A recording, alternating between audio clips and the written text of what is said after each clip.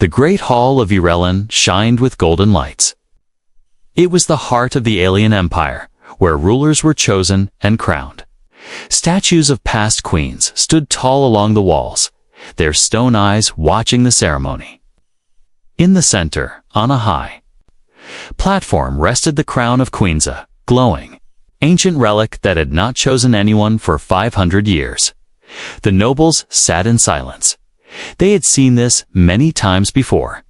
Another successor, another failure. Princess Zetra stepped forward. She was proud, tall, with golden skin and long white hair. She wore royal armor, heavy with jewels. Her family had ruled 5 generations ago, and she believed it was her time. Her voice echoed across the hall. "I come with the blood of queens. I am ready." The crowd watched. The elders stood. The lights dimmed.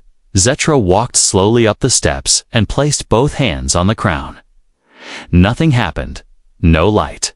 No hum. No warmth. The crown stayed cold. She waited. 10 seconds. 20. A full minute. Still nothing. A soft whisper moved through the room. One elder shook his head. Not worthy. Zetra stepped back, anger in her eyes. The elders looked tired. "Now, that was the last heir," said one noble quietly. "No one is left." "But the crown waits," another said. "For who?" Suddenly, High Counselor Rin stood. He was old, his long purple robes flowing behind him. His voice was calm, but firm. "There is one more." All eyes turned to him. "A test not by blood, but by fate," he said. "Bring the human." Gasps filled the room. "Are you mad?" one shouted. "A human?" "A prisoner." Rin raised a hand. "The crown chooses, not us." Far below the hall, in the cold prison tunnels, guards walked with heavy boots. They stopped. At a dark cell, inside sat a man. Dirty, thin, in chains. His name was Kale. He didn't look up as the door opened. He had been beaten many times. He had learned not to hope. "Get up," one guard said. Kale didn't move. The guard grabbed him roughly and pulled him to his feet. His legs were weak, his hands bruised, but he followed. What choice did he have? They dragged him through glowing hallways. Alien statues stared down at him. Everything smelled like metal and fire. Finally, the doors to the great hall opened. Kale blinked. The light was too bright. He was shoved forward, past rows of aliens in robes and armor. They all looked at him like he was dirt. Less than dirt? What is this? He heard one noble say a joke. "He should not breathe our air." Rin stood at the top of the steps. He pointed to the crown. "Let him try." Kale didn't understand their words, but he could feel the hate. The judgment. He looked at the crown. It was strange, beautiful, and glowing softly. Something about it called to him. A guard pushed him from behind. Kale stepped forward. He walked up the steps, slow and unsure. His hands trembled. He wasn't even sure why he was here. Just touch it, he thought. Then they'll throw you back in the dark. Kale reached out. The moment his fingers touched the crown, the room exploded with light. Golden energy burst out, flooding the hall. A deep hum vibrated in the air. The crown glowed brighter than ever before, floating an inch off the pedestal. The nobles stood in shock. The guards backed away. Kale froze, his hand still on the crown. The light wrapped around him like a soft wind. His chains turned hot, then shattered into dust. He gasped. The crown had accepted him. A deep silence followed. Rin stepped forward, eyes wide. "The crown has chosen," he said softly. "After 500 years, it has chosen." "No," Zetra shouted. "He's not even one of us. He's not royalty," said another. "He's not even alien." The crown pulsed again. A wave of heat swept through the room. Everyone grew quiet. Kale looked down at his hands. The chains were gone. The pain in his chest felt lighter. "What is this?" he whispered to himself, but no one answered. Not yet. That day, the empire changed.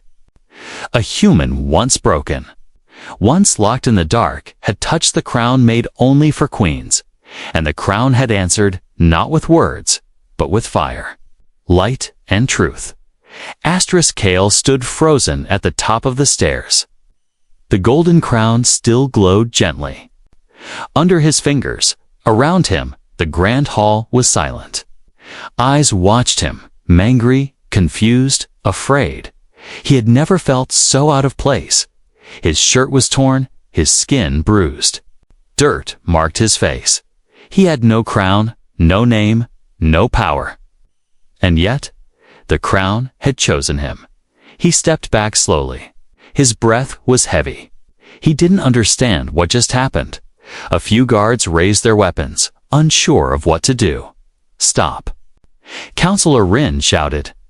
"No one touches him now." The guards froze. Rin turned toward the crowd. "The crown has spoken. This man, this human, is worthy." The nobles stood in shock.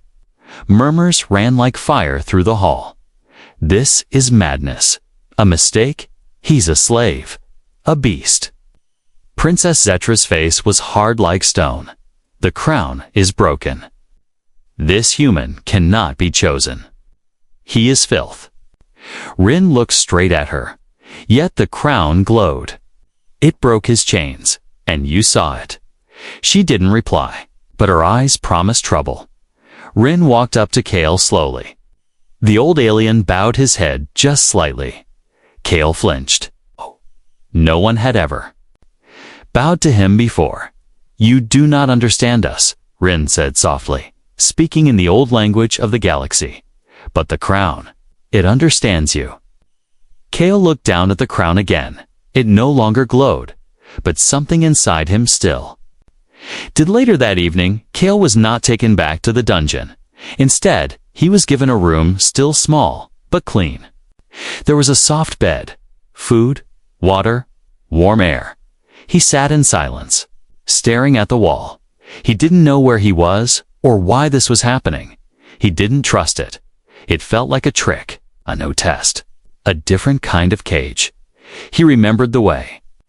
The crown had lit up, the chains falling away.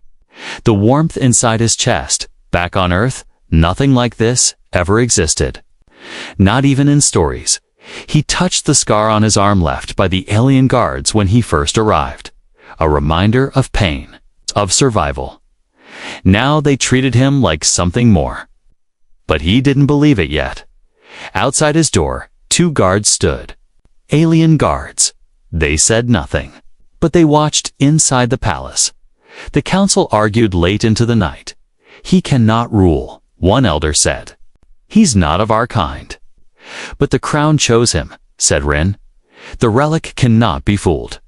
"Maybe it's broken," Zetra hissed. "Or cursed." "No, it has waited. Longer than you've lived. And now it speaks through light." Another elder leaned forward. "What if this is the sign we feared? The prophecy?" All heads turned. The prophecy of the Shatterlight. The one that said, "When the stars forget their kings, and the chains break without fire, the crown shall shine for the outsider, who will burn or build the new world."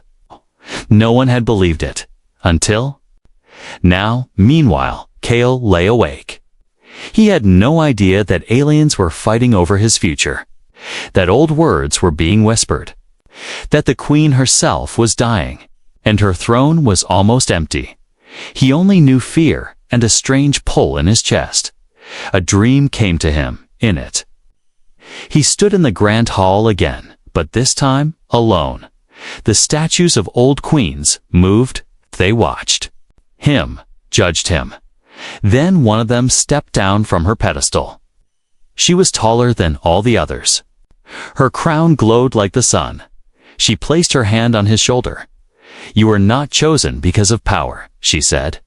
"You are chosen because you were broken, ... and still stood." He woke up sweating. Was it just a dream, or something more? At dawn, Counselor Rin entered Kale's room. Kale stood quickly, ready to fight. Rin raised both hands. "Peace, I mean no harm." He walked over and placed something on the table. It was a ring. Silver, ancient. "This is not a weapon," Rin said. "Is a key. You will need it soon." Kale looked at him with tired eyes. "I don't understand you," he said slowly, but Rin just smiled. "You will." The door closed behind him. Kale looked at the ring. It pulsed once, softly, as if it recognized him. Far away in a dark corner of the city, Zetra gathered her loyal guards. She was not ready to give up the throne. "He's a mistake," she whispered coldly, "and I will correct it." The first blade was drawn. The hunt had begun. Kale sat in the corner of his new room, holding the strange silver ring that Counselor Rin had left behind. It felt warm in his hand, like it was alive. Every few seconds, it gave a soft pulse, like a heartbeat. He didn't understand its purpose, but something deep inside him said it was important. The memory of the crown still burned in his mind, the flash of golden light. The chains breaking, the gasps of the alien nobles. He didn't ask for this. He didn't want to be here, but now it was part of something greater, even if he didn't want to be. That night, the voice came again, soft whispering. Inside his mind, Kale, ... His eyes snapped open. The room was still. No sound outside. No footsteps, no breathing, but the voice was clear. Kale ... Do not be afraid. He sat up, heart racing. "Who's there?" He asked the air. No answer. Only silence. Then the crown appeared in his mind, glowing, floating, just like before. The voice returned, but now calmer, deeper, not alien, not human. Something ... In between, I am the last guardian of the crown. Speak for it, because it cannot speak for itself. Kale clenched the ring tighter. Why me? Because you carry what the others do not. They want power. You want freedom. You understand pain. You understand chains. And you broke them without hate. Kale felt his eyes sting. No one had ever spoken to him like this. Not even on Earth. Is this real? He whispered, as real as the stars. Then everything faded, and Kale fell into a deep, dreamless sleep. At dawn, the palace buzzed with activity. Rumors of the humans spread like wildfire. Some called him the crown bearer. Others said he was cursed. Many wanted him dead. Counselor Rin knew the danger was growing. He met with the queen's inner circle. The queen herself, too weak to rise from her bed, sent a message. Bring the human to me. Kale was taken through winding marble halls, flanked by 4 guards. This time, the guards didn't shove him. They walked silently, watching carefully. The doors to the queen's chamber opened with a hiss. Inside, the air was thick with incense and silence. Queen Valra lay on a golden bed, her face pale, her breathing shallow. She had ruled for nearly 200 years. But now her time was ending. Kale stood still. He didn't know if he should bow. The queen smiled weakly. He does not know our ways, she said. That makes him honest.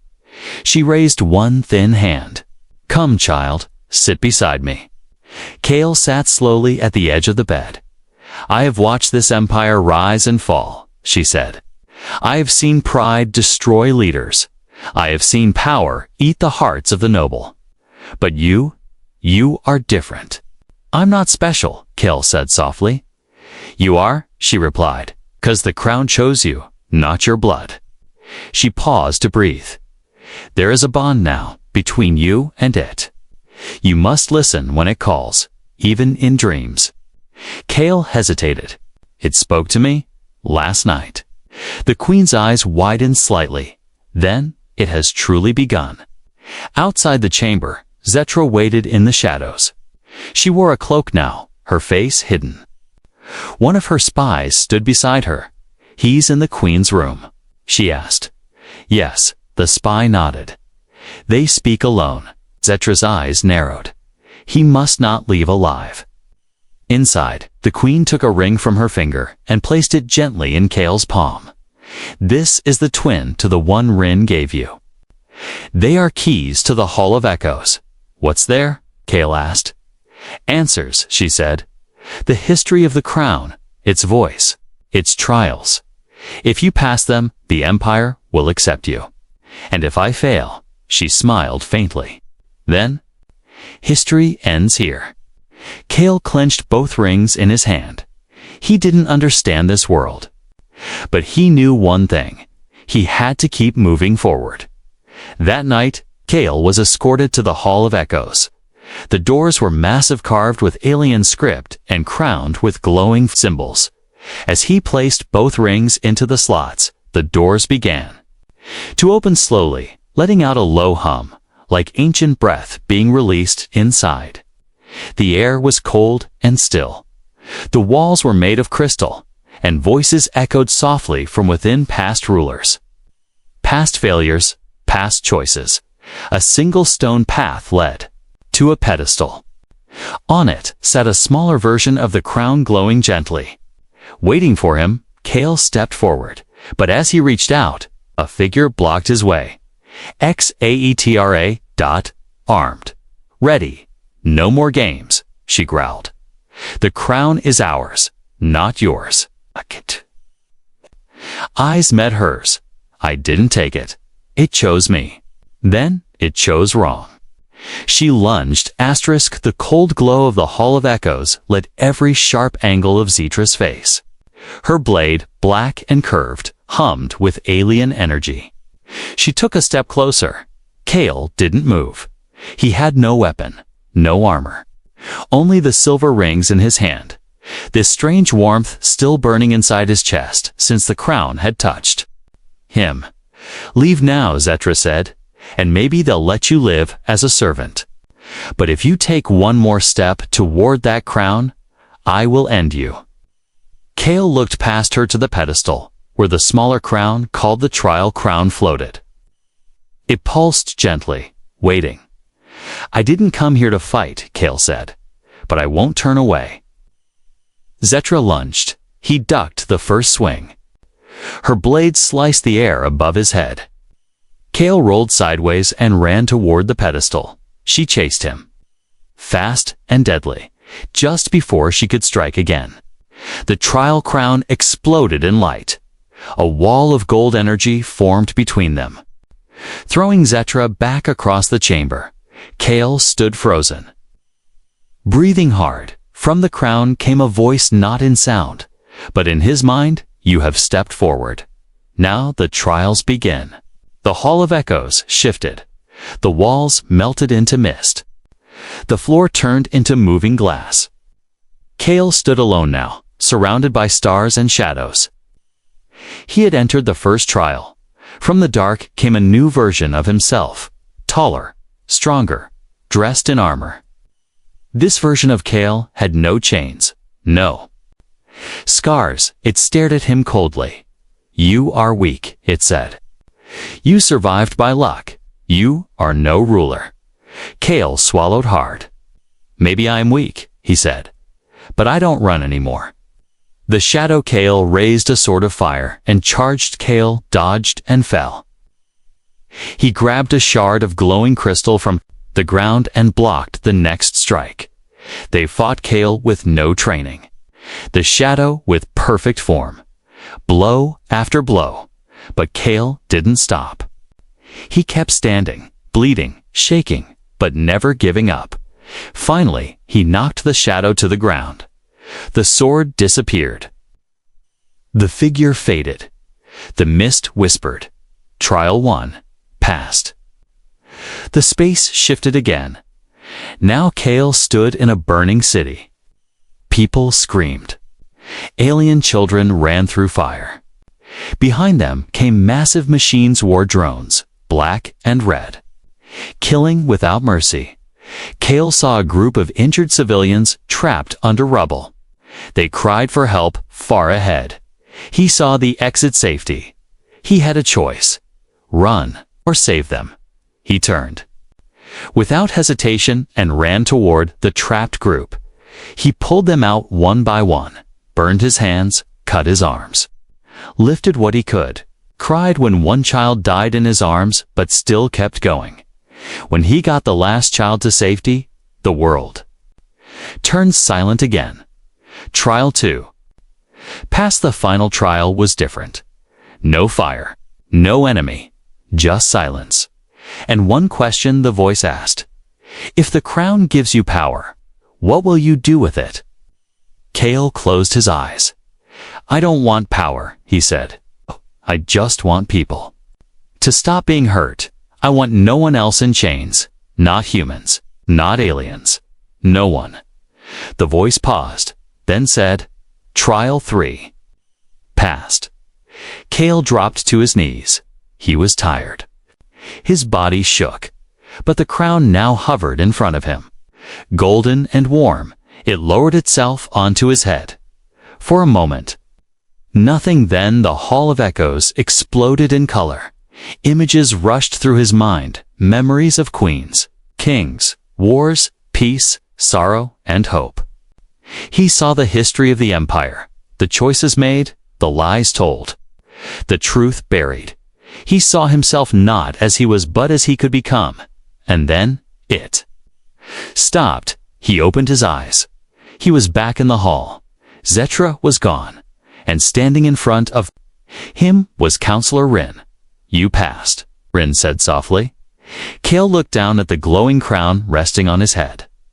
I didn't want this. That is why the crown chose you. Rin helped him to his feet. There is one more thing, the counselor said. The Empire must see you, with the crown, before the people. Only then will they know. Kale looked toward the exit. I'm ready, he said, even if he was still afraid.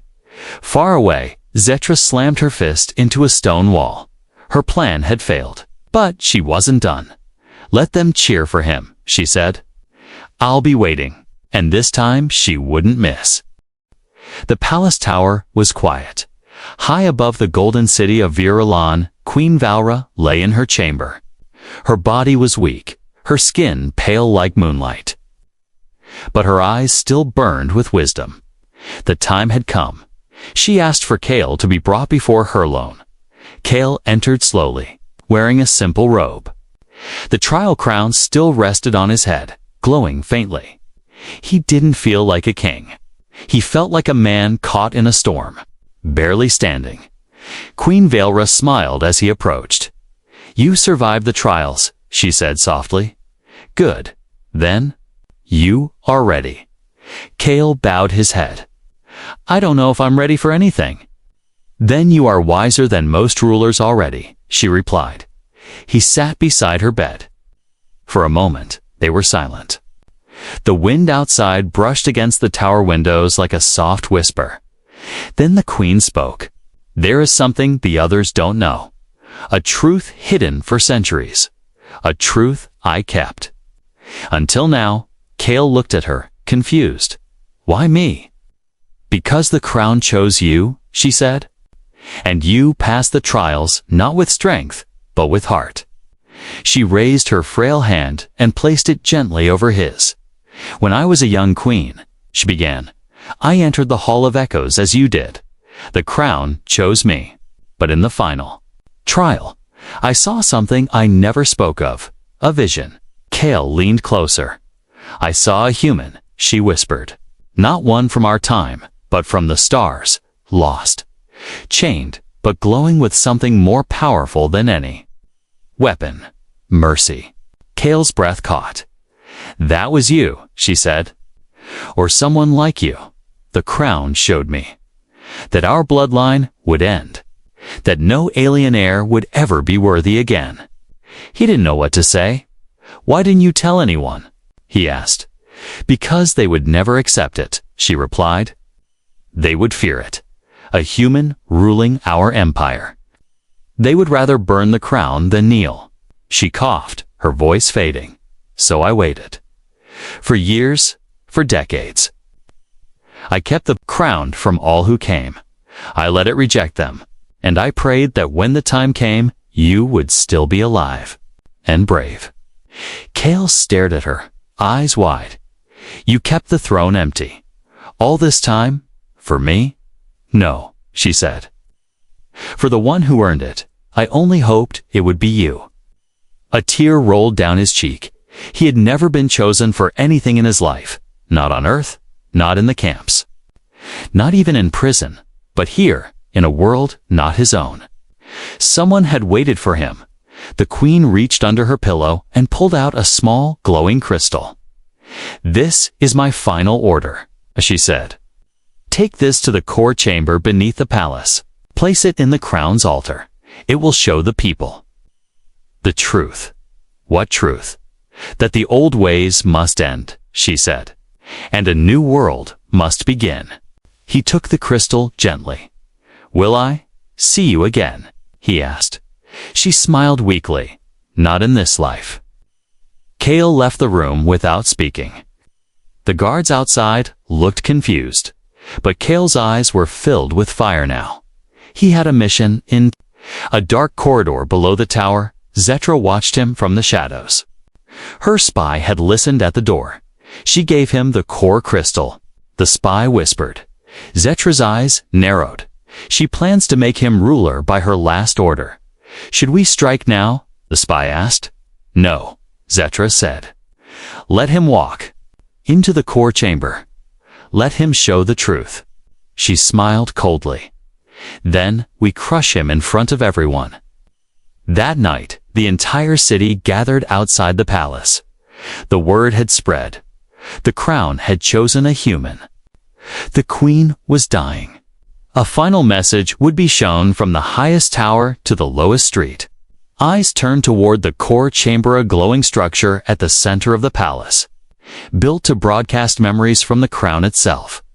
Kale stood before the altar, the crystal in his hand. Counselor Rin was beside him. "Are you sure?" Rin asked. Kale nodded. "She trusted me. I won't let her down."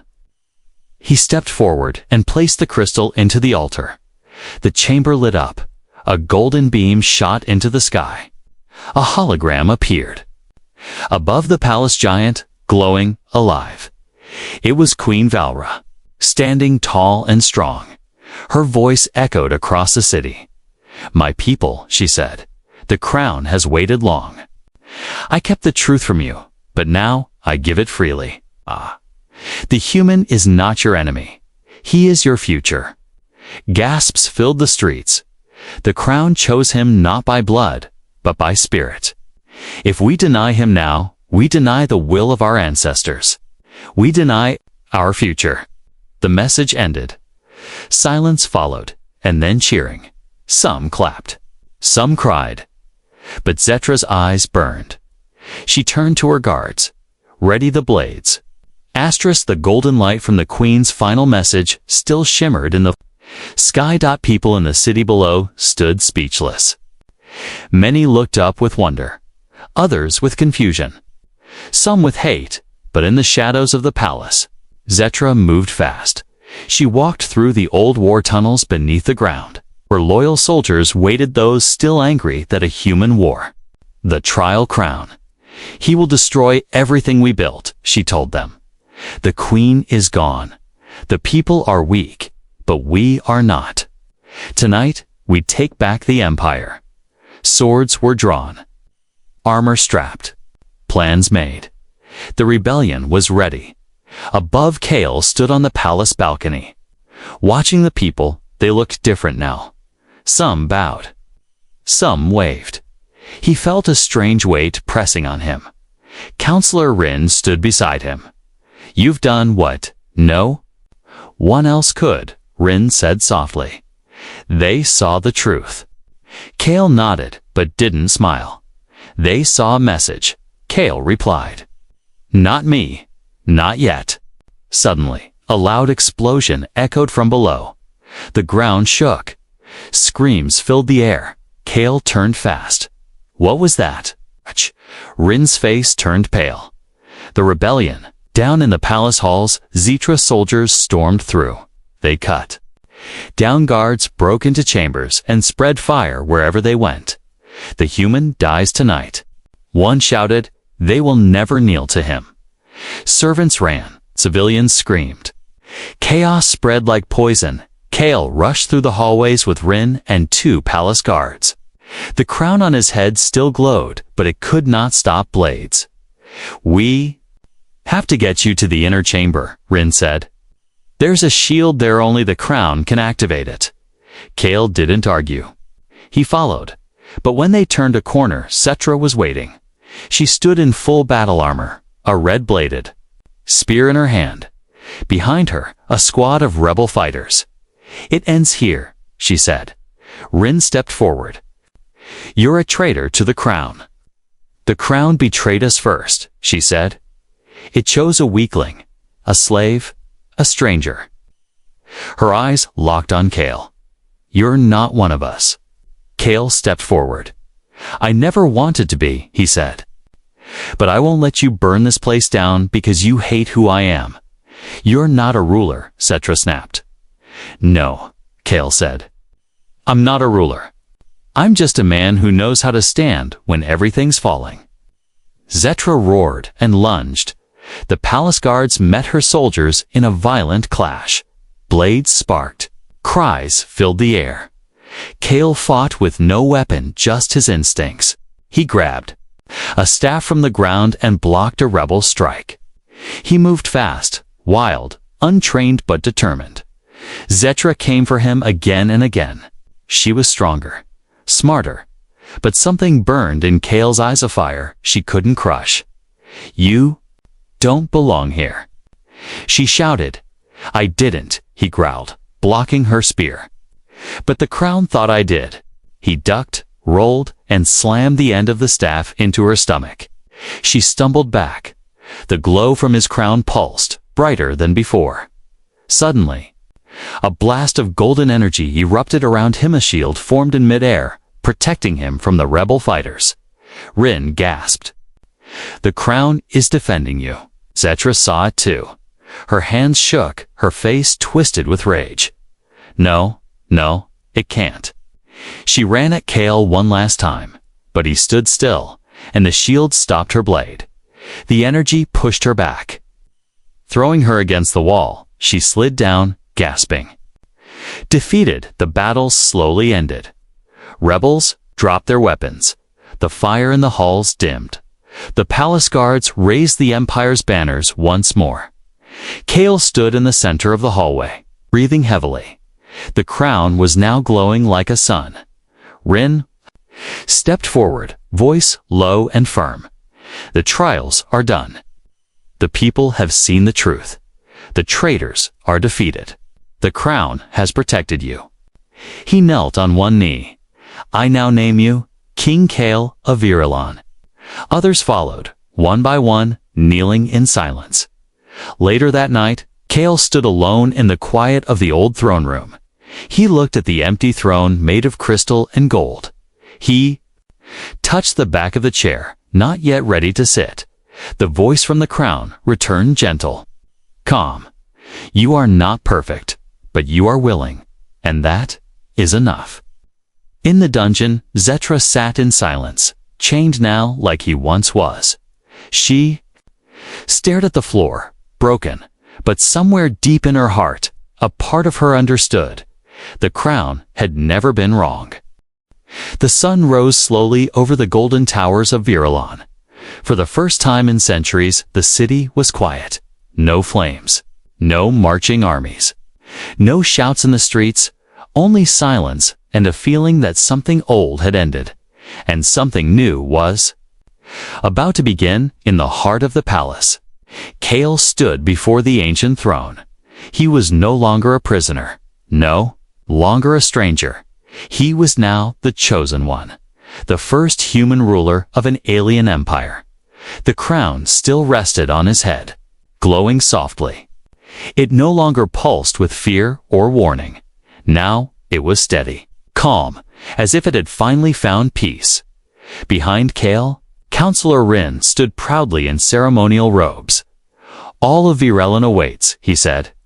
Kale glanced back. "Oh, do they still fear?" "Me, some do," Rin admitted. "But many now believe in you, and more will, once they see who you are, not as a warrior, not as a human, but as a king." Kale took a slow breath and stepped toward the throne. Every step echoed across the silent room. He paused, then sat. For a moment, nothing happened. Then the golden lights across the chamber began to glow, one by one. The crown flashed brightly, and the throne of queens accepted him. From the palace walls, giant glowing banners unfolded, each one bearing a new symbol. The crown of Virelin joined with the mark of Earth. Crowds gathered in the streets, watching. With wide eyes, a voice echoed from the Sky Queen Veora's final words. "He is not one of us. Yet he carries all of us." In the days that followed, Kale began to rule not with fear, not with force, but with listening.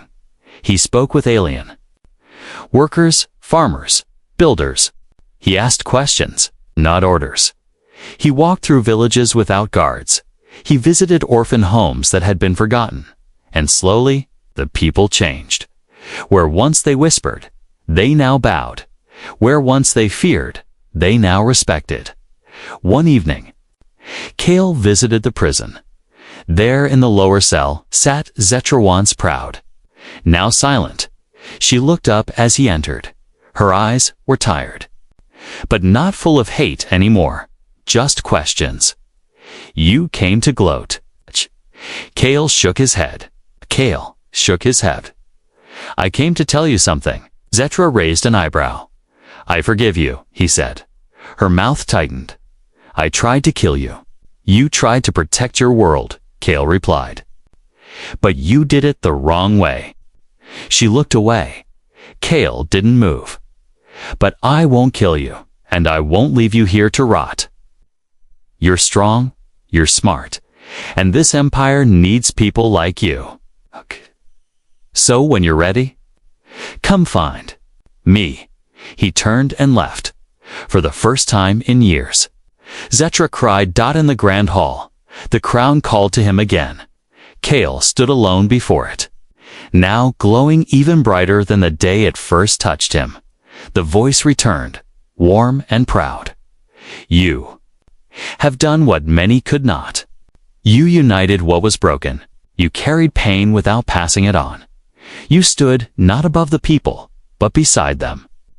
Kale placed his hand on the crown. "I wasn't ready," he said. "Not when I arrived. No one ever is," the voice replied. "But you listened. You learned. You grew. And now, you lead." The voice faded, and Kale finally smiled.